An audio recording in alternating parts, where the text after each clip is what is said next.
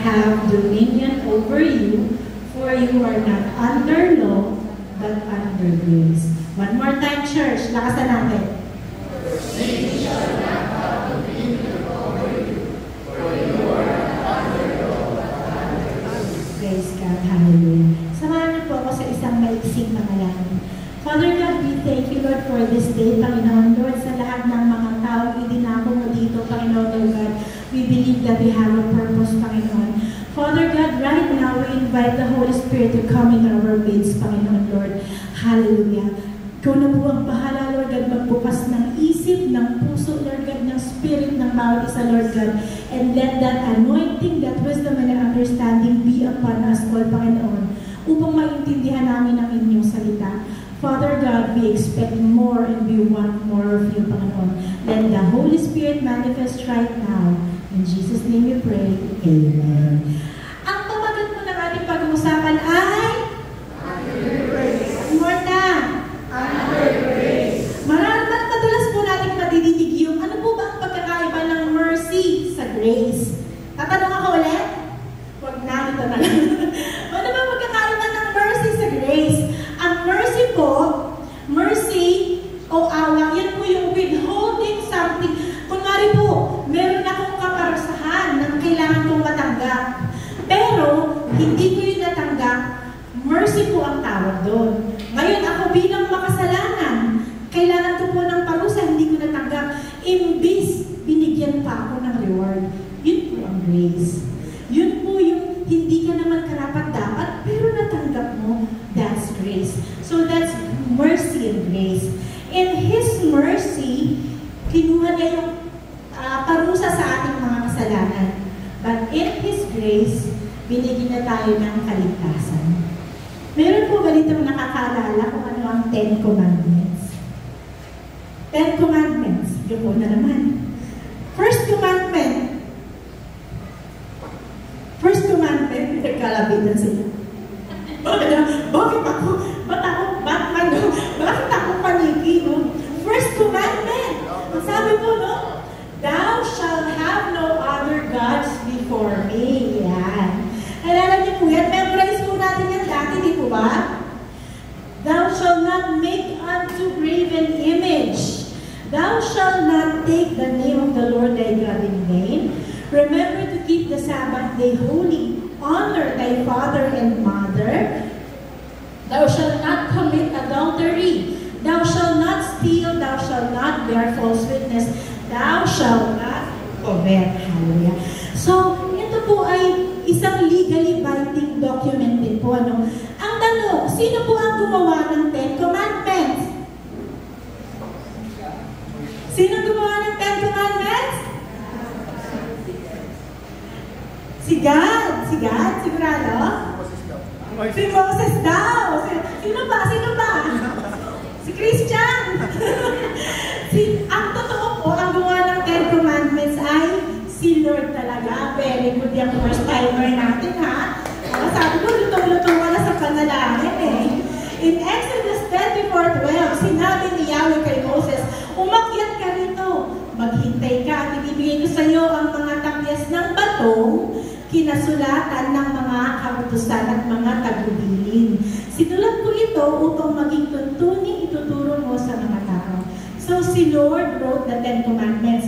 Kaya nga lang, binrake yun ni Moses sa galit ka sa mga tao, he had to rewrite it again. Okay po? So, ano po ba ang sinasabi natin na, for sin shall not have dominion over you. For you are not under law, but under grace. Ano po ba ang pinag-uusapan natin na law dito? Ito po yung mga Mosaic law ni Moses, including the 10 Commandments.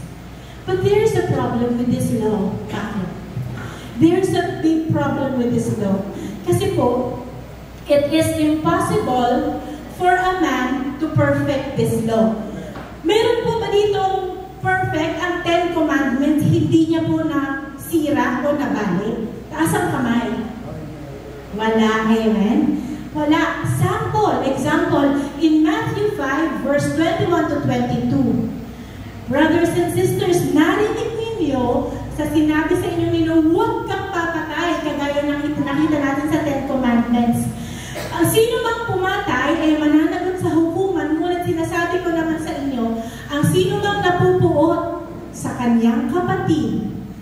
ay mananagot sa hukuman. Ang humahamak sa kanyang kapatid ay mananagot sa kataas-taasang kapulungan ng mga Hudyo. At ang sino mang magsasabi sa kanyang kapatid, ulol ka, ay manganganib na parusahan sa apoy ng impyerno. Tayo po ba'y nagalit na sa ating mga kapatid? Amen. Akala ko ako lang. Ako na naman. Nilait mo na ang kapatid mo. Oo, guilty din ako dun. Sorry, kapatid ha. Nasa video. Pero, imagine, hindi mo pa nga pinatay. Wala ka pang ginawa. Nainis ka lang. Nilait mo lang. Anong tawag? Murder na. Murder begins in our heart. So, doon po nagmumula ang murder. So, ang hirap. Kasi may emosyon ka na minsan napaka-unstable, tama? Kaya kailangan po tayong maging maingat.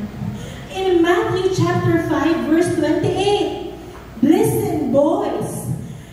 Ngunit sinasabi ko sa inyo, ang sino mang tumingin sa isang babae nang may pagnanasa ay nangangalunya niya sa babaeng iyon sa kanyang puso.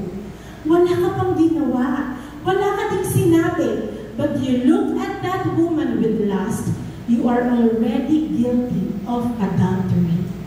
Can you imagine how harsh and how cruel the law is? Na-imagine ba natin? Sino ulit ang guilty? Even ang mga babae pwedeng maging guilty dyan. Amen? Even ang mga babae. So, imagine po natin kung ang lahat ng nagbe-break ng 10 Commandments, bigla na lang bumubulagta. Imagine natin, lahat patay. Tama. Siguro po, una po yung preacher mo nang bubulagta eh. Amen?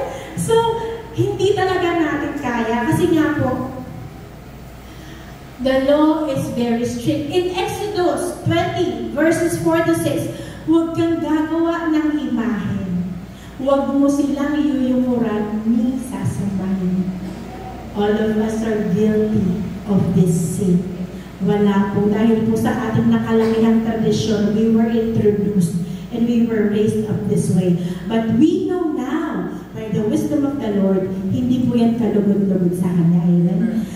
Kapag po sinabing graven image, hindi lang po yan yung mga puon o rebulto na po pwede mong itago. Yan po rin yung mga bagay na sinasamba mo. Di ba sabi, huwag mo silang yuyukuan, nesasambahin. Once na binigay mo sa isang tao, sa isang bagay, yung reverence mo, na yuyuko at sumasamba ka, it becomes an idolatry. Again, guilty tayong lahat. Amen? Nag-a-agree po ba tayo? Amen. Nakakalungkot po ano? Kasi po, tatlo na po yung binabagsak natin. Meron na po bang nakakuha ng score? Wala pa. Wala pa. Ako din po yung wala pa eh. Ano niyo po ang sabi ng Panginoon in James chapter 2 verse 10, for whoever shall keep the whole law and yet stumble in one point, he is guilty of all. Brothers and sisters, ang ibig pong sabihin, mag-perfect na po yung 1 to 10, mag-perfect po yung 1 to 9, meron kang isang pagkakamali, you will be guilty and condemned of the 10 commandments. Ang hirap po, di po ba?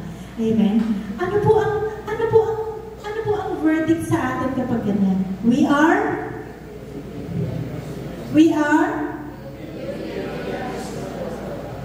guilty beyond reasonable doubt. This is why the Lord said in 1 Corinthians chapter 15, verse 56 to 57, the sting of death is sin, and the strength of sin is the law. Amen? Sa Tagalog, basahin po natin, gusto kong basahin ninyo. Ang kamandag ng kamatayan ay kasalanan. Ang kapangyarihan ng kasalanan ay nagmumula sa kautusan. Ano po yung kautusan? 10 Commandments, Law of Moses. Yan po yung makikita doon sa mga kautusan ng Panginoon. So, the more na sinusunod mo yung 10 Commandments, the more kang nagiging guilty. Tama? Kasi hindi mo nga kaya eh. Kaya nga, kung gusto mong i-judge ang isang tao, gamitin mo ang 10 Commandments. Guilty lahat yan. Walang makakapasok sa langit lahat. Amen? Yun po ang kapangyarihan ng kautusan. So, sinasabi ba na masama ang 10 Commandments? Of course not. Kasi ang 10 Commandments po ay holy talaga ang inuutos sa atin. Hindi masama ang 10 Commandments. Ang problema, in Romans chapter 3, verse 23, sapagkat at walang sino mang nakakaabot sa kaluwalhatian ng Panginoon. Lahat tayo ay nagkasala. That is why, kung hindi gagawa ng Panginoon, ang Panginoon ng paraan.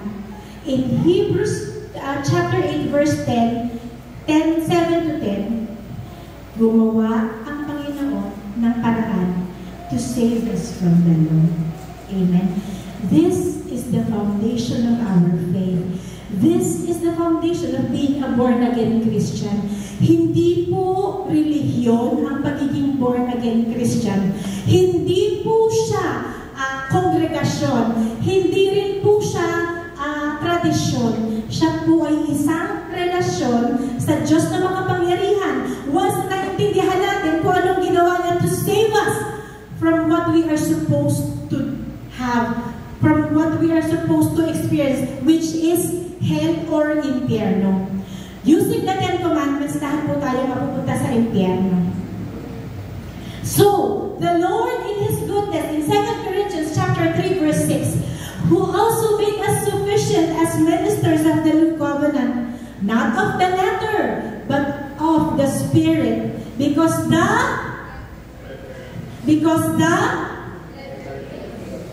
letter kills. The letter, which is the 10 Commandments or the Mosaic Law, it kills. It will condemn. It will kill. But the Spirit, or Jesus Christ, gives life. Amen. Praise be to God. Hallelujah. It is a covenant of grace. Kagaya ng sinabi natin kanina, grace is receiving something that you do not deserve. Tinanggap mo, pero hindi ka karapat-dapat. In fact, ang karapat-dapat sa atin is punishment. Amen. So, in Hebrews chapter 8, verse 6, He has now obtained a more excellent ministry, inasmuch as He is also mediator of a better covenant. The better covenant is the covenant through Jesus Christ, the covenant of grace, the covenant of the Spirit giving life. Kasi bakit? It is established on better promises. Sabihin mo nga, better promises. Better promises. Hallelujah. Imagine giving you something that you don't deserve, tapos may bonus pa. Better promises through Jesus Christ. Why? Through Jesus Christ, how? Tanungin natin, ano po? Ang sabi po in Romans chapter 7, verse 4, therefore, my brethren, you also have become dead to the law through the body of Christ, that you may be married to another. Amen? Ang sabi po, isipin natin mabuti ha, you become dead to the law. Namatay tayo sa kautusan. Namatay tayo sa 10 Commandments. Namatay tayo nang ipinako ang Panginoong Jesus. Ang sabi po, in 1 Corinthians chapter 7 to 39, ang babae ay nakatali sa kanyang asawa habang nabubuhay ito. Kapag namatay ang lalaki, ang babae ay malayang ng mag-asawa sa sino mang maibigan niya. Ang sabi po, we should be dead to the law. Brothers and sisters, remember po, kasal po tayo sa Panginoon sa Mount Sinai with the 10 Commandments. Kasal po yun. It is a covenant. Naaalala mo yung keto ba? It is a written covenant. It is a written agreement. Ito ang gagawin ko sa iyo, ito ang gagawin mo sa akin. But, mawawalang bisa ang kasal na yun kung ang lalaki ay mamamatay. So, what does that mean? Kailangang mamatay ng Diyos at tagapagligtas mo. Kung kanino tayo ikinasal dati, to have a new relationship, which is the New Covenant. So, kung kinasal tayo sa Old Covenant, sa Old Testament, sa Law of Moses, kailangan magkaroon ng dugo, magkaroon ng kamatayan para maging malaya tayo so we can be free to marry again, to be with Jesus Christ again. Kasi hindi tayo kung pwedeng magpakasal sa Kanya ulit. Remember, we are the bride of Christ and He is our bridegroom.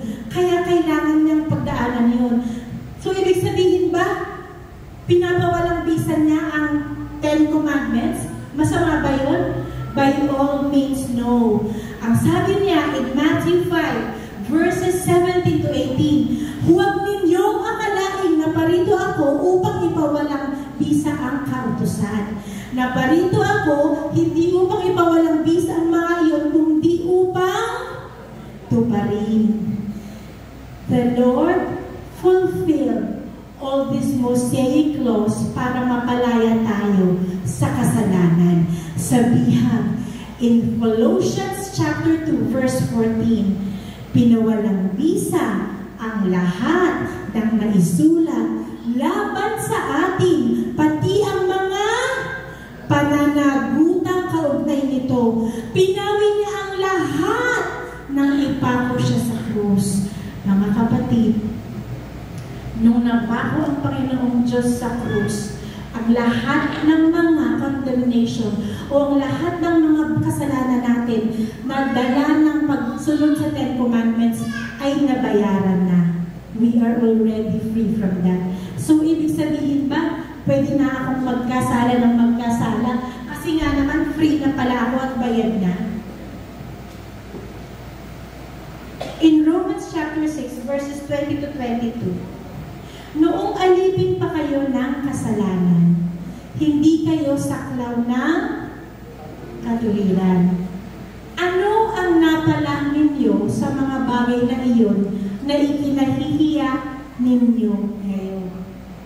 Kamatayan ang ibinubungan ng mga iyon, ngunit ngayong pinalaya na kayo mula sa kasalanan at naging alipin ng Diyos, ay natamo ninyo ang isang buhay na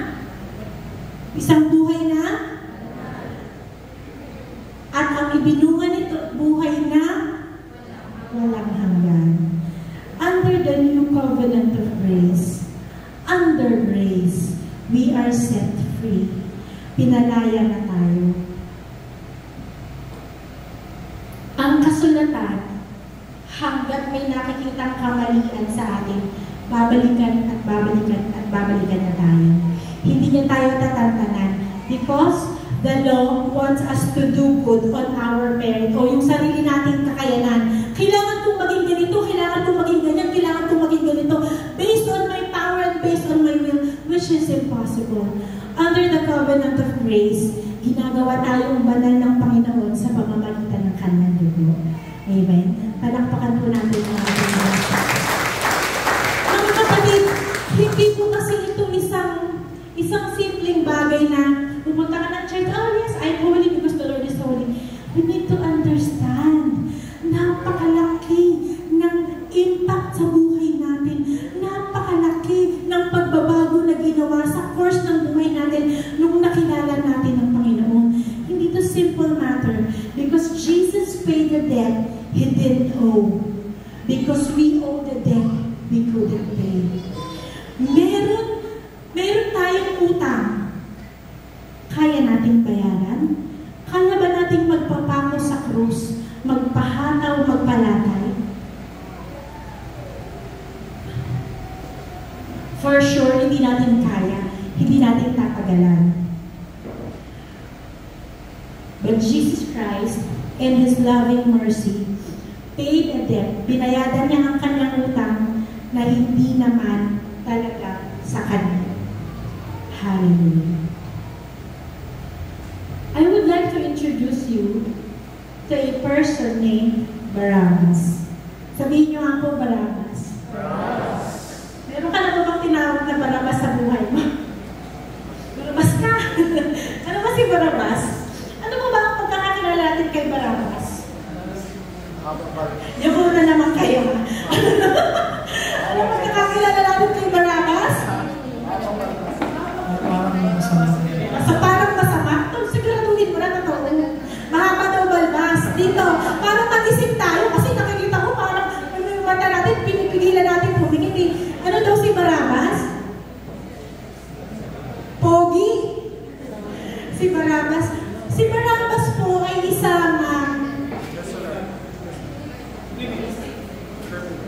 Criminal? Yes, he's a thief. Siya po ay notable prisoner. Ibig sabihin, kilalang-kilala po siyang bilanggo. Prisoner. Talaga pong sa lahat ng krimen niya, siya na po ang number 1. Sa ibang salin po, ang sabi nila is, he is notorious. Siguro po sinungaling, mga kalumnya, magtanakaw, siguro po kung ano nang ginawa, ng adultery, lahat na ginawa.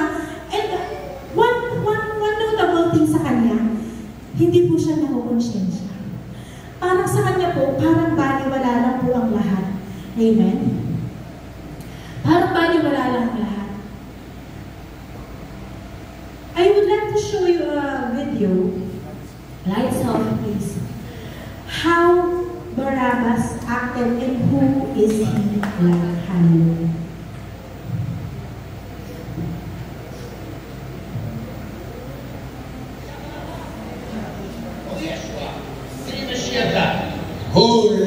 Barabbas po is a thief. He was a thief na po. Siya po ay convicted murderer. Siya po na po yung pinakamasamang tao sa panahon nila.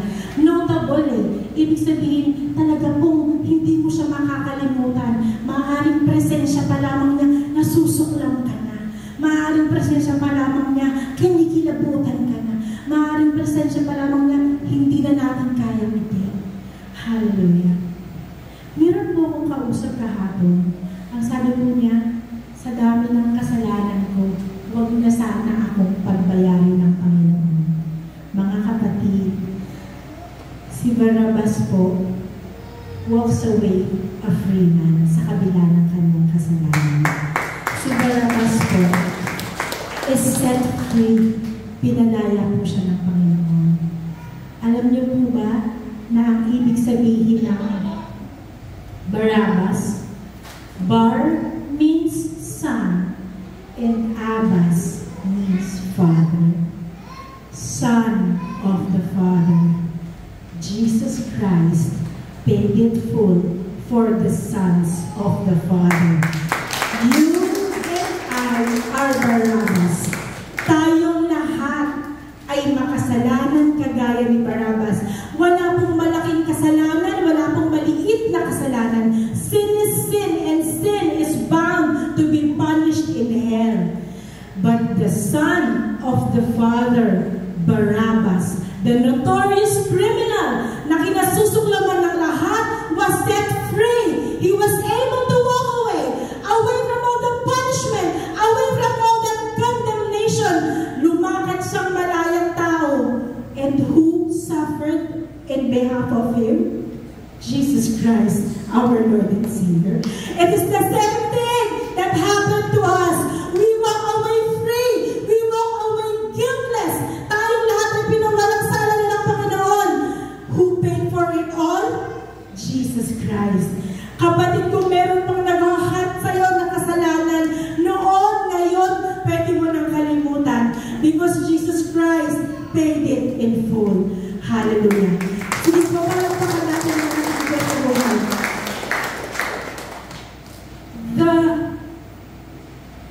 The most glorious thing about Jesus Christ is that it is a sacrifice done for whoever shall believe.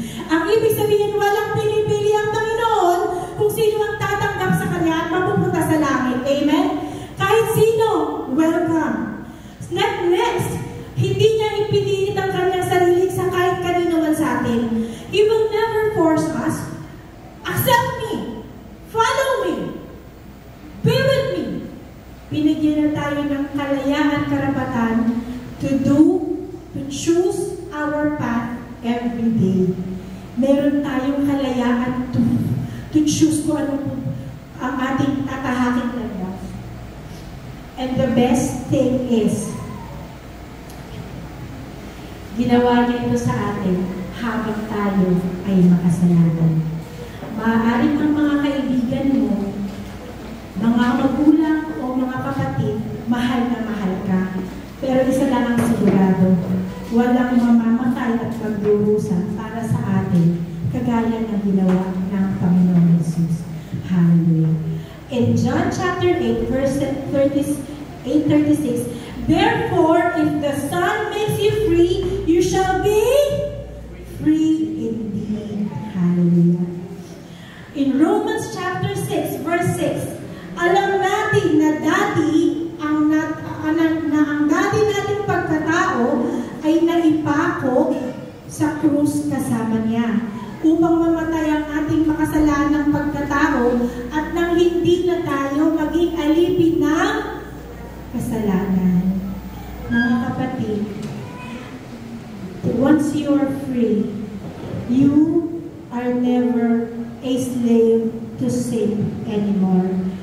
Meron bang mga bagay na umaalipin pa sa iyo sa mga oras na ito when you have accepted Christ and you come to know His love and His mercy?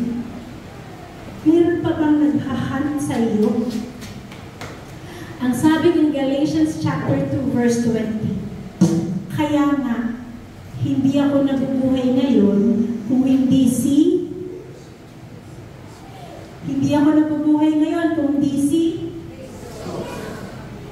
Kristo ang nabubuhay sa atin. At ang buhay ko ngayon sa katawan ay kinabubuhay ko sa pamamagitan ng pananampalataya ng anak ng Diyos.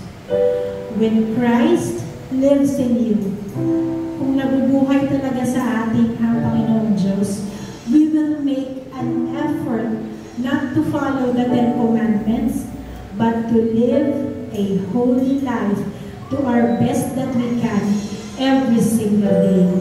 Na huwag nating masaktan, huwag nating ma-offend, huwag nating mapaluha, huwag nating mag-grieve yung Diyos na nag-alay ng kanyang buhay para sa ating kaligtasan. Grace is not a license to sin. It is that gift that brings repentance o pagsisisi sa atin sa lahat ng ating mga ginawa para tayo ay mamuhay na ng banal at kalugod-lugod sa Kanya. That is the beauty of grace. We have the chance, we have the choice, and we have to make it now because time is running out. Ang sabi in 1 Corinthians chapter 3, verse 16 to 7, do you not know that when you are the temple of God, that the Spirit of God dwells in you? If anyone defiles that temple of God, God will destroy him, for the temple of God is holy, which you are. Tayo po tumayo and let us sing this song.